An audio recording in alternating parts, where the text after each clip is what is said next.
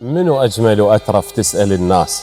ايه الأم لو وردنا البيه نشتل. منو أجمل وأترف؟ تسأل الناس. الأم لو وردنا البيه نشتل.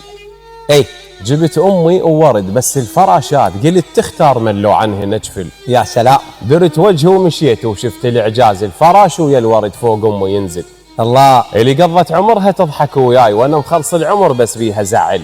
يا سلام. تعمى عيوني إذا مر بيها دخان وحس تختنق روحي والهوى يقل. الله. بس بحالة من اشتم أرتاح إذا شفت أمي بالتنور تشعل. يا سلام. يم أي كان إذا تلح بالمواضيع القاعد يستمع لك منك يمل.